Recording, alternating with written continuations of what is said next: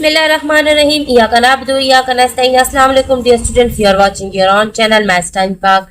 आज हम लोग क्लास 5 साइंस चैप्टर 3 इकोसिस्टम का पेज नंबर 29 से स्टार्ट ले रहे हैं और हमने पीछे सारा फूड वेब तक पढ़ लिया था। आज हम लोगों ने पढ़ना है human activities and the ecosystem. Human activities and ecosystem का मतलब है कि हमारा जो पूरा इकोसिस्टम है वो और हमारी जो इंसानी एक्टिविटीज एंड सरगर्मियां हैं वो दोनों क्या है। Many human activities are responsible for causing changes in the environment along with the addition of toxic substances to it. These changes can upset the natural balance of an ecosystem. इसमें बताया जा रहा है कि इंसान की सरगर्मियां जो है वो इस एनवायरनमेंट के जो है ना, जो बहुत ज्यादा एनवायरनमेंट खराब हो रही है ना, उसके लिए रिस्पॉन्सिबल है। जो हमारे एनवायरनमेंट में चेंजिंग्स आ रही हैं वो सारी इंसानों की सरगर्मियों की वजह से आ रही हैं और वो बुरा असर डाल रही हैं हमारी एनवायरनमेंट पर।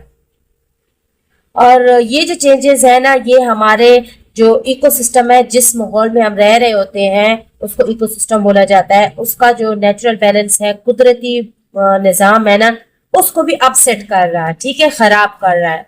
क्या चीज खराब कर रही है? इंसानी सरगर्मियां जो कि हम इंसान कर रहे हैं, ठीक है, वो उसको खराब करे। अब इंसान की ऐसे कौन से काम है जिससे इकोसिस्टम खराब हो रहा है? सबसे पहले इंसानी सरगर्मी जो कि इस माहौल को खराब कर रही है वो है डिफोरेस्टेशन। डिफोरेस्टेशन कहते हैं जंगलात के कटाव को, ठीक है। जैसे कि एक ये देखिए यहाँ पर पिक्चर में भी दिखाया हुआ है, जंगल में सारे दरख्त काट दिए गए हैं, ठीक है। जब वो दरख्त किसी भी वजह से काट दिए जाते हैं सारे दरख्त, उसको डिफोरेस्टेशन बोला जाता है, ठीक है। Deforestation is the cutting down of trees on a large scale. बहुत बड़े पैमाने पे दरख्तों के काटने को डिफोरेस्टेशन कहते हैं। अब डिफोरेस्टेशन क्यों हमारे माहौल के लिए बुरी है? क्योंकि जो हमारे पेड़ होते हैं ना, दरख्त, ये हमें ऑक्सीजन प्रोवाइड करते हैं।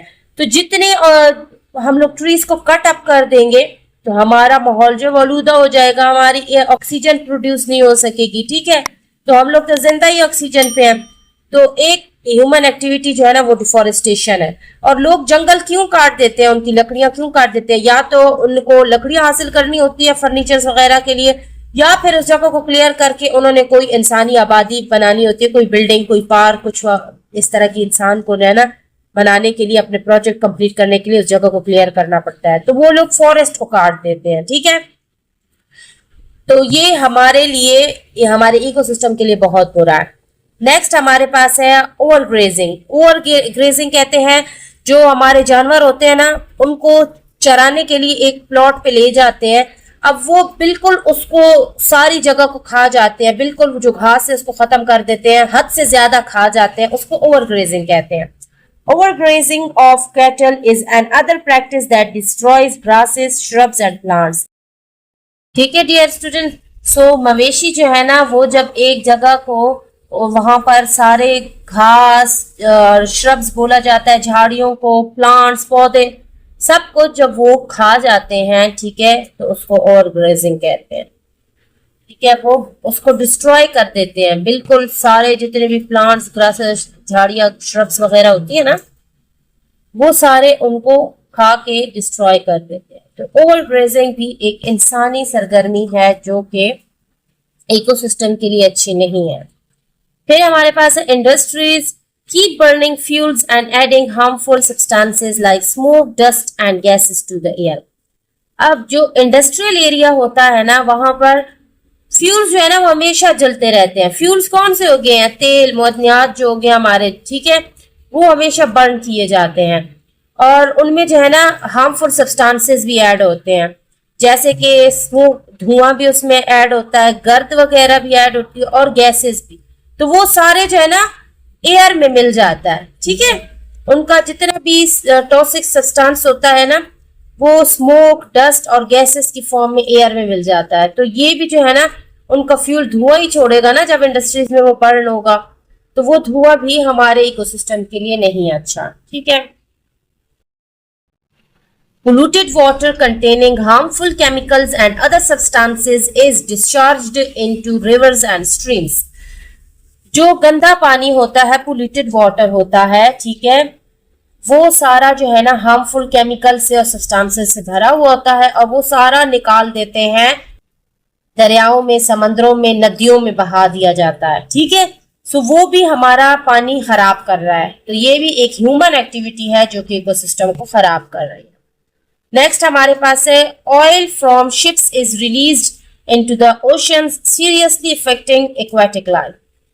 अब जो शिप्स के अंदर से तेल को रिलीज किया जाता है ओशन के अंदर, ठीक है, ओशन शिप्स तो हमारे ओशंस के अंदर ही चल रही होती हैं, ठीक है, तो वहां पर वो ऑयल रिलीज कर देती है। तो वो सारी जो समंदरी जिंदगी है ना, जैसे मछलियां वगैरह हो गई, उस सबको वो सीरियसली तबाह कर रहा है। ठीक है, उस पर अफेक्ट कर रहा है। ठीक है, तो इस तरह ये भी एक इंसानी सरगर्मी है जो कि एक्वेटिक लाइफ यानी समुद्री जिंदगी को डिस्ट्रॉय कर रही है।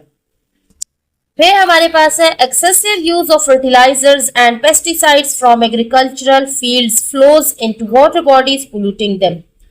बहुत ज्यादा जब हम फर्टिलाइजर्स यूज करते हैं, फर्टिलाइजर्स यानी खेतों के ऊपर जो है ना हम लोग दवाइयां छिड़कते हैं ताकि वो उसको कोई भी सुंडी वगैरह ना लगे, कोई कीड़ा ना लगे हमारी पैदावार को, और फर्टिलाइजर्स और पेस्टिसाइड्स हम उसको डालते हैं। ठीक है, पेस्टिसाइड्स इन दवाइयों को बोला जाता है और फर्टिलाइजर्स जो है ना जो खाद डाली जाती है। सो बहुत ज्यादा खाद डालना और जो है ना दवाइयां लगाना भी हमारी जो फील्ड्स हैं, खेत हैं, उनके साथ जो पानी है वो चला जाता है ना अपने साथ इनके जहर को लेके।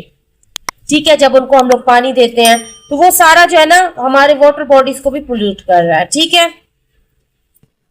सो जी नेक्स्ट हमारे पास है practices like over hunting and over fishing upset the balance in ecosystem. अब हद से ज्यादा शिकार करना और फिशिंग करना ये भी जो है ना हमारे इकोसिस्टम को खराब कर रहा है, इकोसिस्टम का बैलेंस बिगाड़ रहा है। The balance in the ecosystem can also be upset by natural disasters like storms, floods, famines, droughts, etc. अब ये बताया जा रहा है कि हमारे इकोसिस्टम को जो कुदरती आफात हैं वो भी खराब कर सकती हैं। अब कुदरती आफात जो है ना सैलाब, जलजले वगैरह हो गए, कहत हो गए, ठीक है, तूफान, ये सब भी हमारे इकोसिस्टम के बैलेंस को खराब कर रहा है। So dear student next topic हमारे पास है टॉक्सिन्स इन फूड चेन्स। इसको हम लोग नेक्स्ट वीडियो में सॉल्व करेंगे, इसको समझेंगे, इसकी एक्सप्लेनेशन होगी। तब तक के लिए इसी वीडियो के डिस्क्रिप्शन को चेक कर लें। पिछली सारी वीडियोस का मैं प्लेलिस्ट का लिंक लगा दूंगी, वहां से आप सारी जो है ना साइंस के चैप्टर्स हासिल कर सकते हैं। आपको वीडियो पसंद आई है तो लाइक कर दे, चैनल को सब्सक्राइब कर दे। तब तक स्टे ट्यून्ड, कीप वॉचिंग, अल्लाह हाफिज।